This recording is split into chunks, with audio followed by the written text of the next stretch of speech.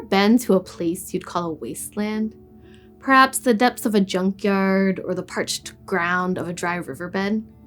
Isaiah 43 brings some similar imagery to mind, talking about Israel in exile, describing the landscape as populated by wild beasts, owls, and jackals. This is a place where there's nothing left, nothing grows, and the wind never blows. Perhaps this describes how you feel at times, especially in this season of Easter preparation. The celebration of Jesus' birth is long behind us. The celebration of his resurrection is ahead of us. But we're nearing the liturgy of the Passion, when we focus on his suffering and death, and we can find ourselves feeling overwhelmed and in a kind of spiritual wasteland.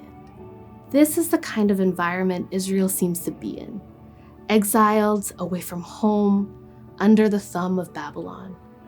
But this passage in Isaiah 43 is right here at the turn of hope.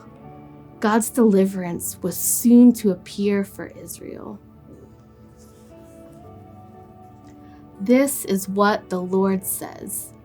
He who made a way through the sea, a path through the mighty waters, who drew out the chariots and horses, the army and reinforcements together, and they lay there never to rise again, extinguished, snuffed out like a wick. The first thing Isaiah does here is remind them who they're dealing with, the God who brought them out of Egypt, who brought them through the desert. He draws their attention to the past, God the Waymaker. Isaiah then used the familiar desert imagery to show God turning the tables and bringing their deliverance. See, I'm doing a new thing. Now it springs up. Do you not perceive it? I'm making a way in the wilderness and streams in the wasteland. The wild animals honor me, the jackals and the owls, because I provide water in the wilderness and streams in the wasteland to give drink to my people, my chosen. Even in this wasteland, a place only populated by scavengers and bone pickers, God makes the way. In this place of uselessness and complete loss, he shows up. Has this happened to you?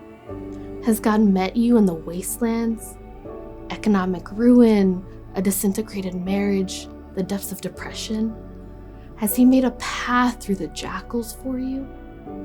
Or maybe something in or around you seems like a wasteland right now. There's good news for us. No wasteland is too barren for our God to meet us there. In the incarnation, God meets us once and for all in the wasteland of the human experience and reveals to us that Jesus Christ himself is the way in the wilderness, the river in the desert, a well of living water for the thirsty.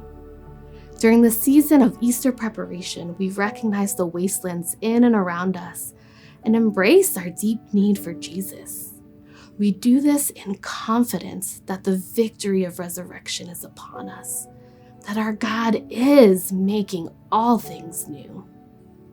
Until that time, when the kingdom comes in fullness, watch for signs of life in the wasteland, for the flowers coming up through concrete, and that trickle of water on the desert floor. Jesus is here. He is here for you. I'm Kara Garrity, speaking of life.